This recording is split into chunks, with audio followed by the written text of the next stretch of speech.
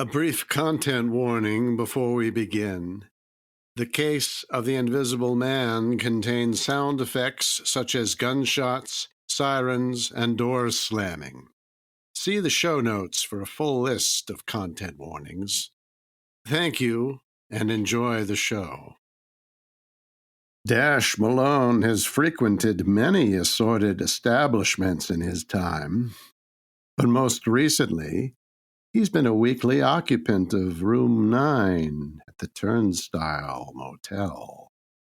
Once a week, this motel has been a rendezvous point for our detective and a married man named Hayes. However, tonight is not their normal night, and the man named Hayes has been summarily kicked out of the room. This unseemly lodging now acts as a temporary hideaway for an invisible man named Griff, who is being pursued by a faction who means to kill anyone in their path. Now, Dash, along with Cindy Crenshaw, are about to get some more answers to this strange tale. But will those answers be too late, as other forces have already found them out?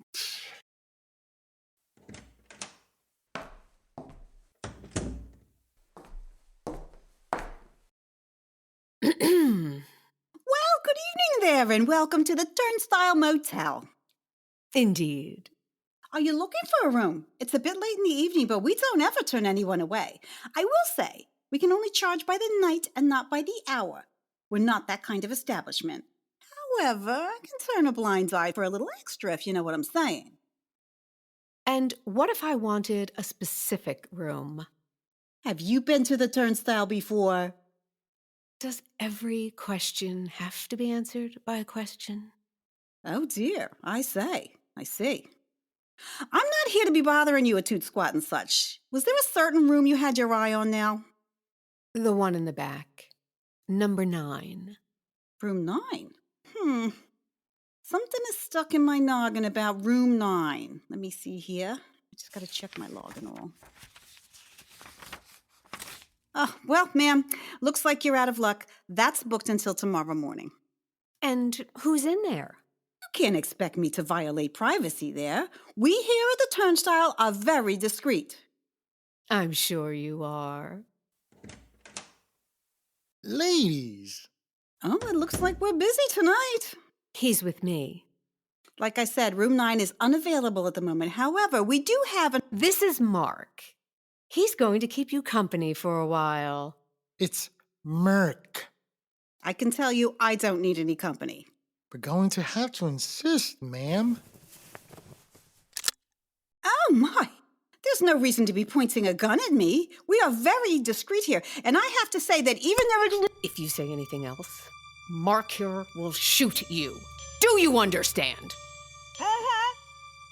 Good. Mark, take her in the back and keep quiet. How long am I supposed to be watching this thing?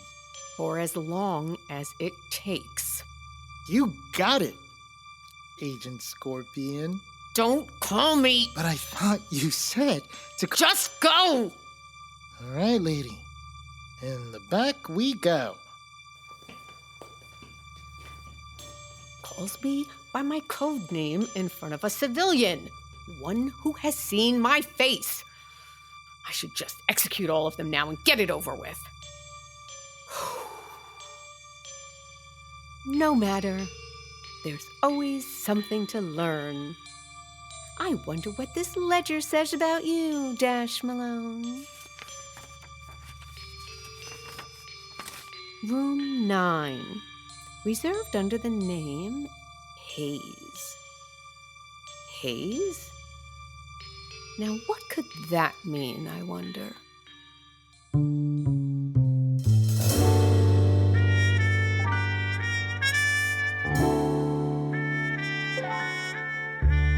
You are listening to Dash, the Case of the Invisible Man, Chapter 3, The Turnstile.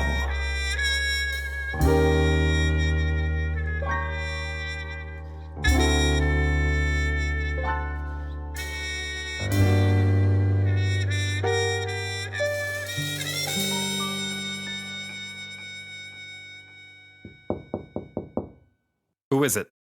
It's me, you ninny. You're in luck. I had a first aid kit in the car. I also had this one's clean laundry in there, too. You make your secretary do your laundry? Listen, I hope you pay her extra for that. Ha! I don't make her. I do it for me. If not, this private eye would smell worse than a broken down distillery. Mr. Griff, I need to see you if I'm going to bandage your arm.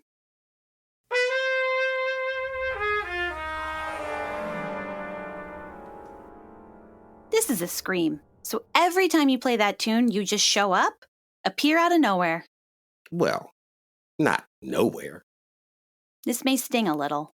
Ah! Sorry. It's okay. The parking lot seems quiet, so it doesn't look like anyone followed you. And you're gone again. Not gone. I'm right here. Still standing in this room with you. That doesn't hurt, does it? Going in between... No. No pain. And like I said, I'm not going anywhere. I'm right here. Is your trumpet invisible too? Are your clothes? If Claude Rains taught me anything, it's that to be a true invisible man... No. You have to be... I said no. In your birthday suit. What did you think I was gonna say?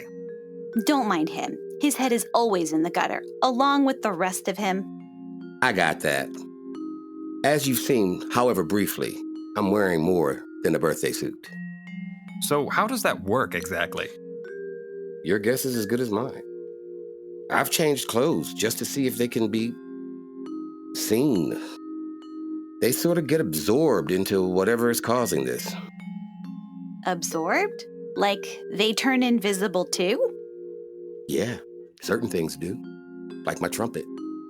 And certain things don't. Like if I pick up this phone. And sure enough, the receiver on the phone by the bed seems to float in midair. Bizarre.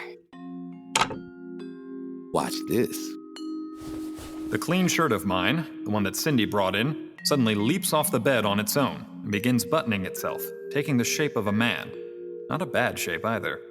But within moments, it starts to fade until we can't see it at all. I still cannot really believe my eyes. You could haunt houses. I got a few you could start with. I'd rather not. People are afraid of too much in this city. And not the things that should truly frighten them. I like that thing we saw at the tar pits. Exactly like that thing. What thing? You said there were more of them. An army, you said. From what I've heard and seen. What have you heard and seen? How are they tracking you? You're invisible. That doesn't seem to stop them. What is going on? Look, there's a lot of questions and we're happy to listen, but I'm not sure why you think a gumshoe like me is any help to an invisible man. For starters, when you saw me, in the flesh that is, you didn't flinch. You mean because you have this invisibility ability? Believe it or not, friend, I have seen more strange stuff than this. No, that's not what he means. He means because he's black. Cindy. She's not wrong. I rarely am. I can tell. The thing is, tonight wasn't the first time. Not the first time? We've met before, Malone. Ooh, now this is getting good. And where have we met before, friend? The Half Moon Street. What's the Half Moon Street? You know Dinah? I do. She gave me a shot when I had nothing else. She doesn't know about your, condition? Who's this Dinah? When the time is right, Dinah will know everything. It's been a long time since I've seen her. I probably owe her one myself. Can someone tell me what you all are talking about? You better start at the beginning, friend. The beginning? The beginning of what? Do you want the part about the child from Georgia who never knew his parents? The child who was raised by his uncle? He wasn't his uncle by blood, but he played the meanest trumpet this side of the Mississippi. Every night the boy listened to that horn as he fell asleep with the Georgia stars overhead. Same stars that watched his uncle as he was beaten to death by police just for walking on the same road after the sun went down. The only thing that kid had left was his uncle's trumpet and a friend named Leroy. Or we could skip all that. Do you want to start when that kid was 14? Now living with that friend Leroy and his family? Except he was put out because Leroy and him were found under the covers doing things young boys shouldn't be doing. Oh, how about the part when this young man skipped that southern town, thumbed across the country, only using certain roads so as not to end up like his uncle? Do you know that when he got to Los Angeles, he was told that if he crossed out of the South Side, he'd still meet that kind of fate? Or would you like to hear how he spent years bussing tables at the Dunbar, even as it shifted from owner to owner? That at 16, he was sneaking into places like Club Alabama, The Last Word, and The Downbeat. He got thrown out so many times he finally got a job at Club Alabama running lights and watching greats like T-Bone Walker, Roy Porter, Billie Holiday come through. And of course, the night of young Dinah Dawson premiered. They called her Dee Dee then, and the band was down to trumpet. And that's when this young man took his chance and landed his spot. That is, until one night he took another chance with the bass player, who did not appreciate that sort of affection.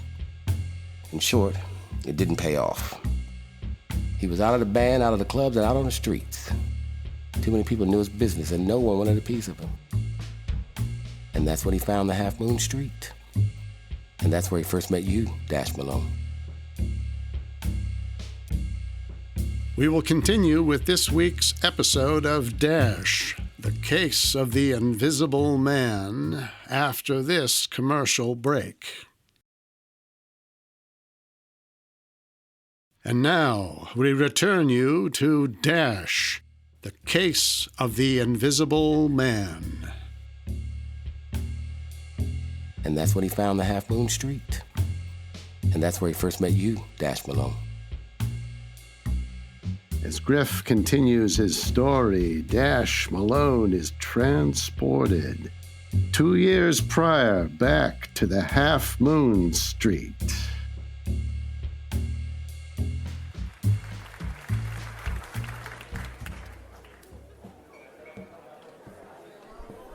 Ahoy, hoy. What will it be? Old-fashioned. Coming right up. What you drinking? Old-fashioned? How about you? No thanks. I don't drink until I'm done playing. Oh, you're playing with the band tonight. Every night we're open. I'll be right there on the end. Well, I'll keep an eye out for you. I'll keep one out for you myself. Maybe I'll take you up on that drink after. Oh, maybe. Maybe. You got pretty eyes. Thank you. Do those pretty eyes got a name? Dash. Daff? Dash. I know. I just wanted you to say it again. Oh, cute. One old-fashioned for you. Ain't those supposed to have a cherry and an orange in it or something? An old-fashioned isn't a fruit basket. Our barkeep is right on the money. I gotta get up on stage. Hope to see those pretty eyes after the show. Cheers, friend. Played my heart out that night. Dinah was on fire, as usual, and the crowd whooped and hollered for more.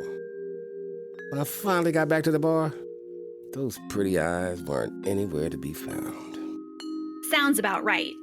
Just my luck. For the first time tonight, I'm glad I can't see him. He's always running off somewhere. Cindy's not wrong, but in those days, when I was hanging around the Half Moon Street, when I wasn't a household name, things were trickier. Still, I feel like a heel after Griff tells it. In my pocket, I grab onto the engraved bracelet of Plink's. So I have urged to take you. And I hear him. Again.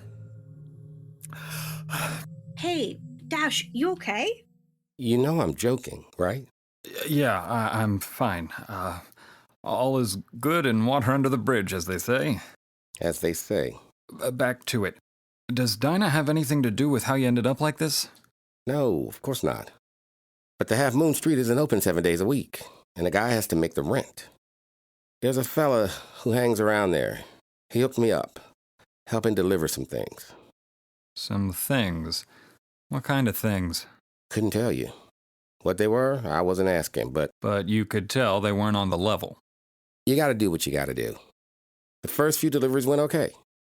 I used to make some beer deliveries for the clubs on Central Avenue so I could handle a truck okay. Any idea what you were delivering? Or were you just the driver? Oh, I unloaded too. Bunch of white men in coveralls watched me do it. Never offered to help. No surprise there. Sometimes I unloaded machinery and electrical equipment. Sometimes it was large metal containers. Never asked what was in them. I didn't care. Until one night. One night, I was unloading these big metal drums. As I was lifting it off the truck, I lost hold of it and it fell back on me. I would have been all right, except somehow in the fall, the container burst open and...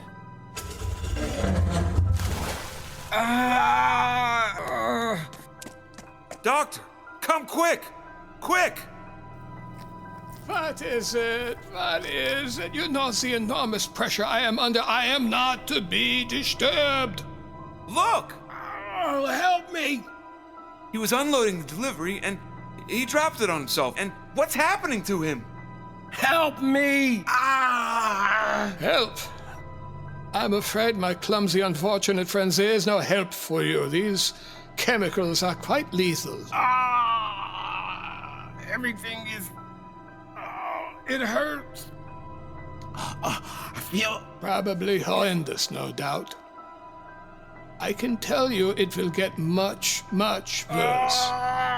Your insides will serve as a means of torture until you can take no more, and the very life will be choked out of you. We can only hope that this is where it will end. End? Who knows what goes into the next world? What we leave behind? What we take with us? But I assure you, right now, you are going to die. But I am a doctor, and I will grant you mercy. Mercy? Guard, Yes, Doctor. kill him. Right away.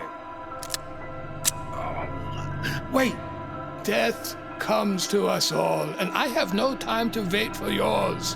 Help me. Wait, my arm. What's happening to me? Where'd he go? What happened to... He was right here. What? What happened? Where'd he go?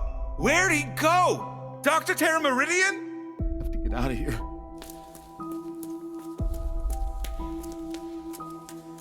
Curious. How did that just happen? Guard, allow me to inspect your weapon. Here you go, Doctor. What just happened? Very simple, my dear boy. That man disappeared. Just as you will. What?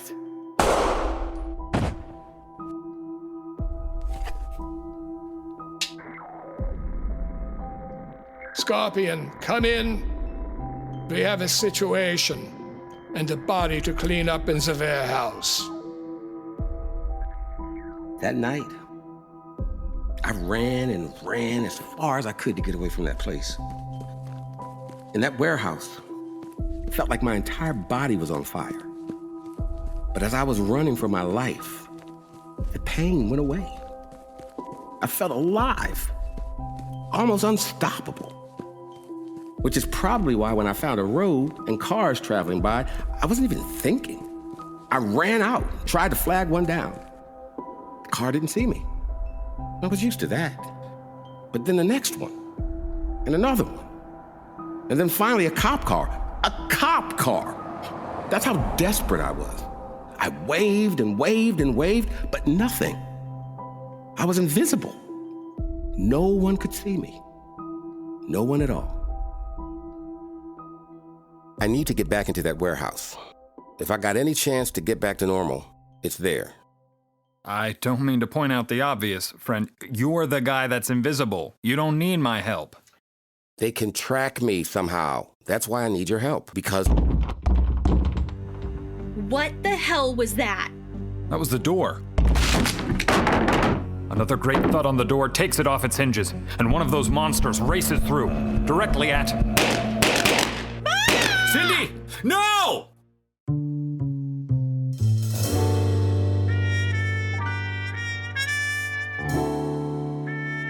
You have been listening to Dash, the Case of the Invisible Man.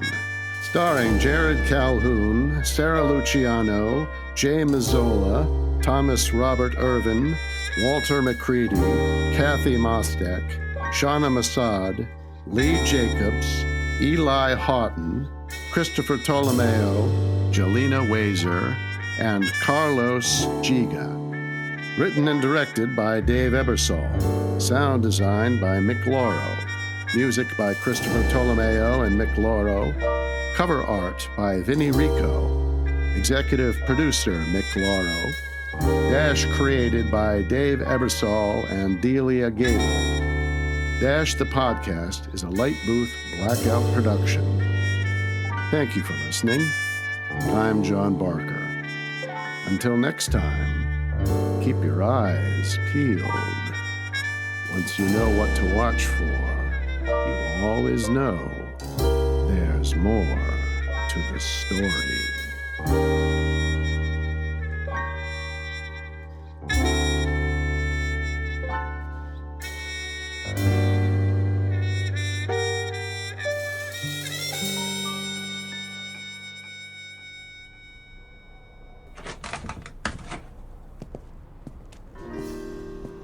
Let me know if you need anything in the meantime. I can try to swing by. Shh. I have everything I need. I'll see you soon, my darling. Officer McGill? Yeah. Mi amor, te vas con mi corazón.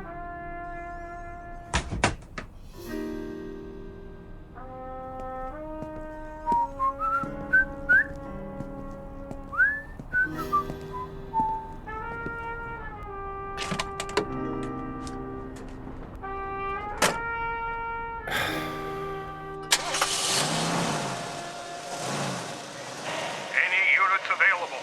We have a 307, 1300 North Harbor Avenue at the Turnstile Motel. Turnstile Motel? That's 2 blocks over. Suspect appears to have committed property damage, described as a large monster man. Dash, how do I know that's you? I repeat, suspect described as a monster man. This is 1 Adam 41, responding now.